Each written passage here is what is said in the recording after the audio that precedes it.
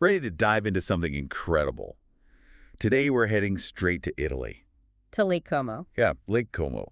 It's one of those places that seems... Almost too perfect. Yeah, like those pictures you see everywhere. Are they even real? Oh, they're real, all right. But what's amazing is that Lake Como is so much more than just a pretty picture. That's what we're going to get into today.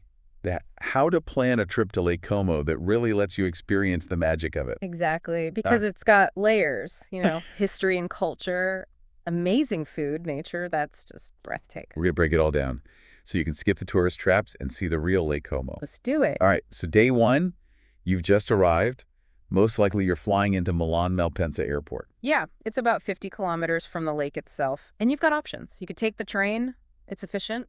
But maybe not the most exciting way to kick off your trip. Right. So here's what I recommend. A private car transfer. It's like stepping off a long flight and straight into a scene from a movie. Okay, I'm already picturing it. The Italian countryside, whizzing by rolling hills vineyards. Exactly. And it gives you that chance to decompress after the flight, Just soak in those first impressions. Love it. Okay, so we've arrived. We're settled in day two. Where do we go? Straight to the heart of Lake Como Bellagio. Ah, Bellagio, the pearl of Lake Como. I've heard it all, but what makes it so special? Well, for one, Villa Carlotta. It's one of those grand villas you see all over, but Carlotta has a secret. Most people just wander through the main building in the gardens, which are stunning, by the way. But there's more. Oh, yeah. Hidden away in the gardens, there's this little building called the Coffee House. It's where the owners used to hang out back in the 18th century, invite intellectuals, artists, musicians for lively discussions over coffee. Okay, now that sounds way cooler than just looking at fancy furniture. Right. It's like stepping back in time, imagining the conversations those walls have heard. I love it. Okay, after our coffee break, what's next? We're going to stroll through Bellagio's streets, head towards the Punta Spartivento. It's the tip of the promontory where Bellagio sits. You get this incredible panoramic view, the three branches of the lake, the mountains. It's breathtaking. Okay, mental snapshot taken. Now I've got to ask, what's the one dish we can't miss in Bellagio? You have to try the risotto con pesce persico. It's risotto made with perch from the lake. Simple, but so flavorful. Sounds delicious. Ah. Okay, day three. We've experienced the grandeur of Bellagio. Where to next? Let's hop on a ferry and head across the lake to Varenna. The ferry. Such a classic Lake Como experience. Any tips for first-timers? Take the mid-morning ferry. The light hitting the water at that time is just magical. Noted. Okay, so we're in Varenna. Now what? Let's skip the most obvious villa and head straight to the Chiesa di San Giorgio. Chiesa di San Giorgio. It's this tiny stone church tucked away at the edge of the village.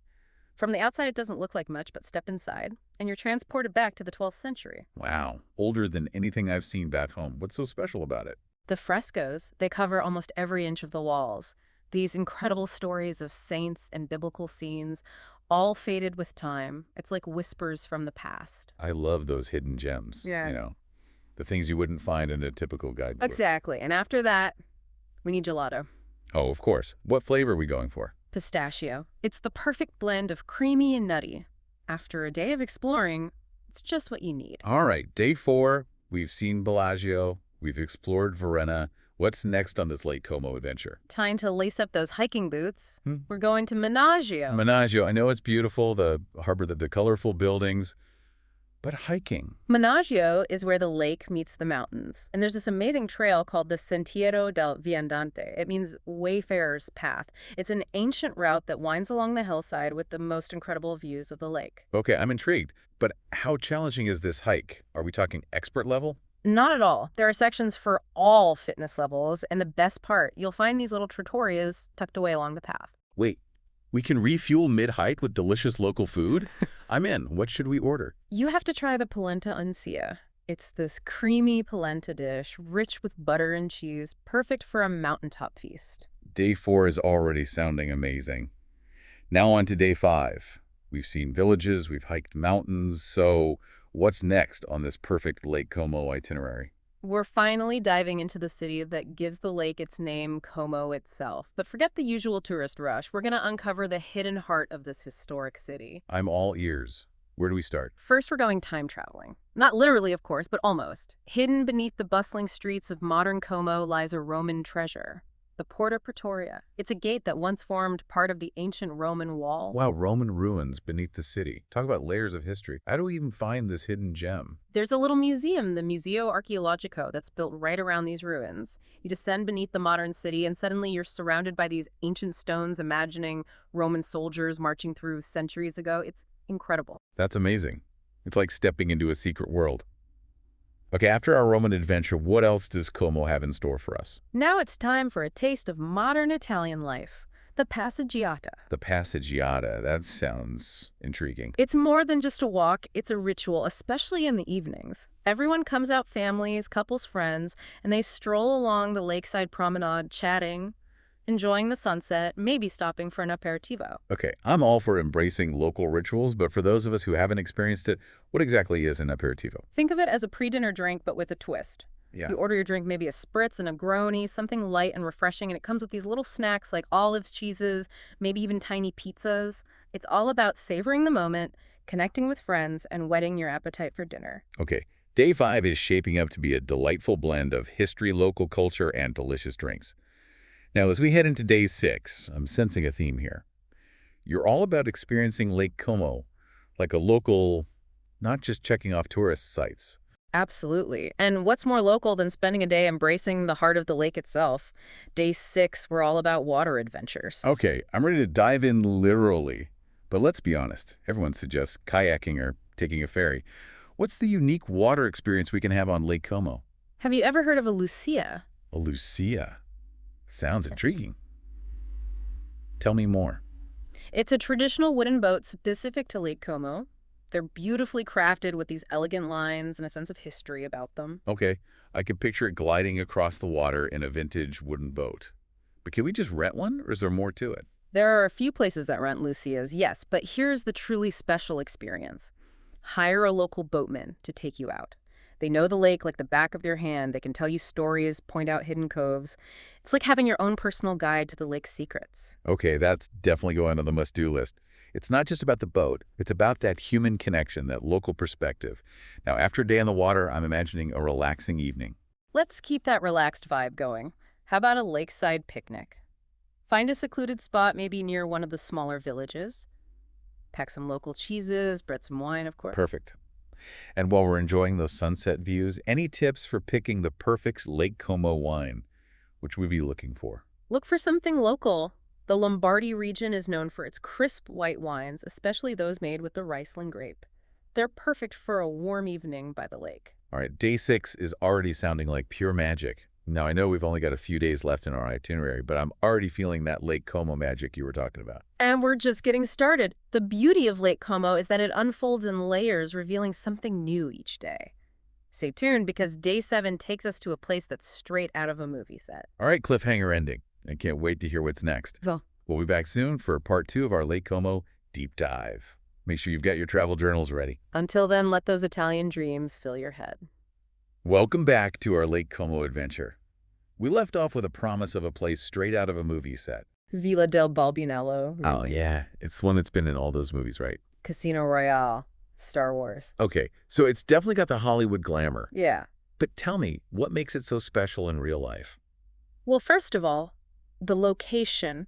It's perched on this wooded promontory with gardens that just cascade down to the lake. I'm picturing those cypress trees framing those incredible views. Exactly. And then you step inside, and it's like you can almost feel the history, the echoes of lavish parties, all those whispered secrets. So we're not just admiring a beautiful building, we're stepping into a story. Exactly. And what a story. It was originally built for a cardinal back in the 18th century, but over the years, it's had all sorts of fascinating owners. Like who? Well, there was Guido Manzino, an explorer. He climbed Mount Everest, and he filled the villa with his collection of artifacts from all over the world. Wow, an explorer's collection. I can only imagine the treasures hidden inside. It's like a museum of global adventures tucked away in this stunning villa. Okay, you've officially convinced me. Villa del Balbinello is a must-see, but I know it's a popular spot. Any tips for avoiding the crowds? Go early. The villa opens at 10 a.m. And if you're there right when it opens, you can often have the gardens almost to yourself for a while. It's magical. First dibs on movie set magic. I'm there. Okay, after a morning of exploring history and beauty, I'm guessing we'll be ready for lunch. What's on the menu for day 7? Let's keep those cinematic vibes going. How about lunch with a view? There's a lovely restaurant called La Terrazza right on the water's edge in Leno. Sounds perfect. What should we order? They're known for their fresh, seasonal dishes. My pick, the risotto alla limone. It's made with creamy arborio rice lemon zest and a touch of local white wine. Risotto alla limone with a view. Yes, please. Okay, we've done the Grand Villa thing. Yeah. But I'm always up for discovering those hidden gems, those off-the-beaten-path experiences. You know, is there something like that we can squeeze into day 7? Absolutely. Let's tap into Lake Como's artistic side. I'm listening. There's this museum tucked away in the village of Tremezzo, the Museo del Paesaggio del Lago di Como. Okay, and? It might sound like just another local museum, but it's actually fascinating. It tells the story of the region's art through the ages. So we're not just looking at pretty pictures. We're really getting a sense of Lake Como's artistic legacy. Exactly. You'll find works by local artists inspired by the lake, plus pieces that show what everyday life was like for people in this region centuries ago. I love that, connecting with the soul of a place through its art. And here's a bonus. The museum is housed in a beautiful 18th century villa with stunning lake views from the windows. It's like stepping back in time. Okay, I'm sold. A hidden gem museum in a historic villa with lake views. What more could you ask for? As day 7 winds down, let's talk dinner.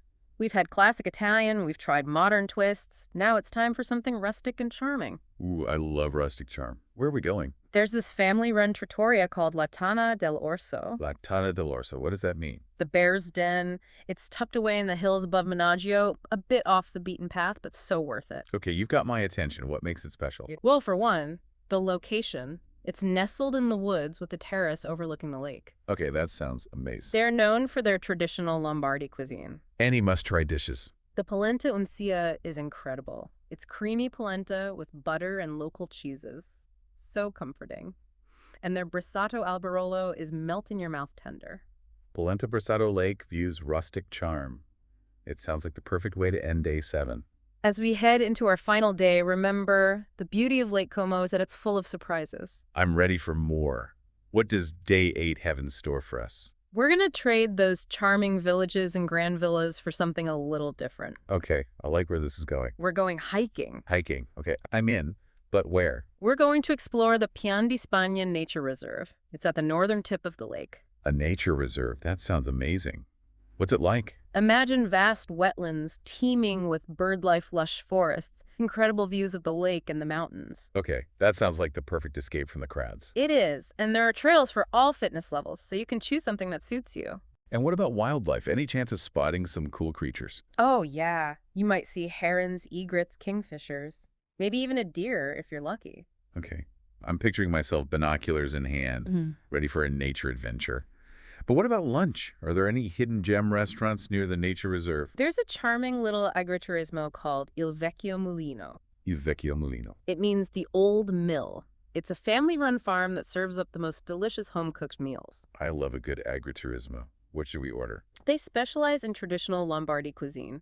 Their pitoccheri is a must-try. It's buckwheat pasta with potatoes, cabbage, and melted cheese. So good. And their polenta tiragna is the ultimate comfort food. Okay, I'm already feeling hungry. Rustic, farm-fresh food surrounded by nature. After a morning of exploring the Pian di Spagna, day 8 is shaping up to be pretty amazing. And, of course, we can't forget about gelato. Gelato. Right, it wouldn't be a trip to Italy without it. But with so many gelaterias, how do we choose? There's this place in Como town called La Bottega della Gelato. It's a local favorite. What makes it so special? Oh, they use the freshest, highest quality ingredients, and their flavors are really creative. Like what? They have all the classics like pistachio and hazelnut, but then they also have things like lavender, honey, basil, even gorgonzola cheese. Gorgonzola cheese gelato. Wow, I'm intrigued. La Bottega del Gelato it is. As you enjoy that last scoop of gelato, take a moment to reflect on all the incredible experiences you've had during your 8 days on Lake Como. The charming villages, the breathtaking views, the delicious food, the warm hospitality. It's a place that stays with you long after you've left. It really is. And that's what makes travel so special, isn't it? It's not just about the places you see, it's about the memories you create, the connections you make, and the way those experiences shape you. Exactly. And Lake Como has a way of weaving its magic into your soul, leaving you with a longing to return and discover even more of its hidden gems. Well said. As we wrap up our final day, remember, The beauty of Lake Como is that it keeps on giving. No matter how many times you visit, there's always something new to discover. And that's what we're all about here, encouraging you to dig deeper, to experience travel not just as a checklist, but as a journey of discovery. Exactly. So let's dive back into those hidden gems, those experiences that truly make Lake Como unique. Okay, I'm ready. Let's do it. We've talked about the grand villas, the charming villages, but have you ever considered experiencing Lake Como from the water? Of course. Mm. We've talked about ferries and private boat tours. What else is there? Have you ever heard of a batello? A batello. That's a new one. Tell me more. It's a traditional wooden boat, handcrafted by local artisans, specifically designed for navigating the waters of Lake Como. I love that idea of experiencing the lake in a way that connects us to its past. But can you just rent a batello? You can, but for a truly authentic experience, I recommend hiring a local boatman to guide you. I see. So it's not just about the boat. It's about the local knowledge, the stories they can share. Exactly. They know all the secret spots, the hidden coves, the places most tourists never see. Okay, that sounds incredible. I'm adding it to the list. Now, after a peaceful morning on the water, I'm feeling ready for some adventure. What do you say? Adventure it is. We've explored the charming towns and picturesque villages, but Lake Como also has a wilder side. The wild side. Okay, I'm intrigued. Have you ever heard of the Orito di Nesso? The Orito di Nesso. That sounds intense. It is. It's a natural wonder tucked away on the eastern shore of the lake. Imagine a narrow gorge carved by a roaring waterfall that plunges into the lake. Wow, I can almost hear the roar of the water. You can actually get pretty close. There's a path that leads down into the gorge with bridges and walkways built right into the rock. Wow, to be surrounded by that raw power of nature, it sounds incredible. And the village of Nesso itself is worth exploring. It's this cluster of colorful houses clinging to the hillside, connected by narrow winding streets and ancient stone steps. A hidden village with a mythical waterfall. The Orito di Nesso is definitely going on my list.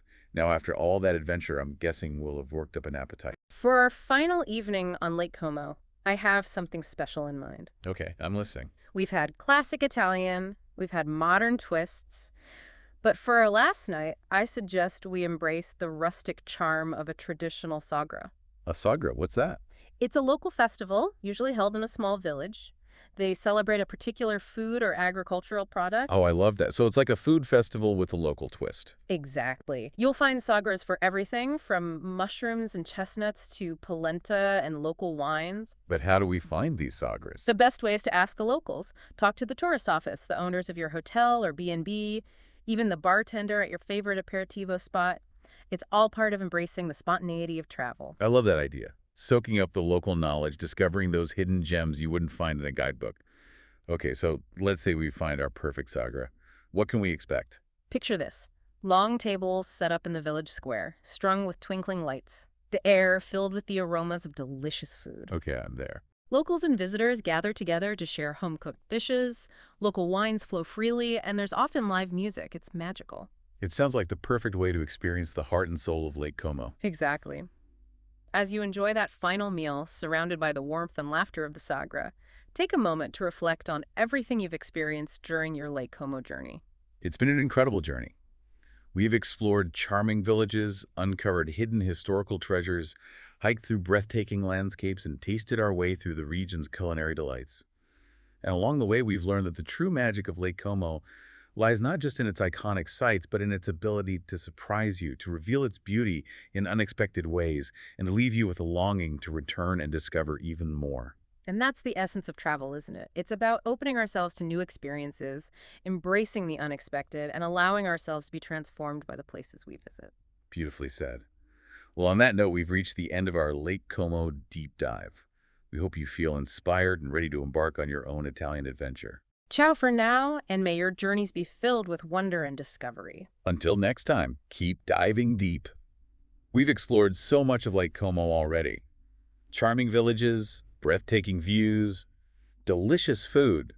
But I have a feeling there's still more to discover. Oh, there's always more to discover with Lake Como. You could visit 100 times and still find something new. That's what I love about travel, those hidden gems. Yeah. The things you wouldn't find in a guidebook. Exactly. Ugh. So for this final part of our deep dive, let's talk about some of those hidden gems. I'm all ears.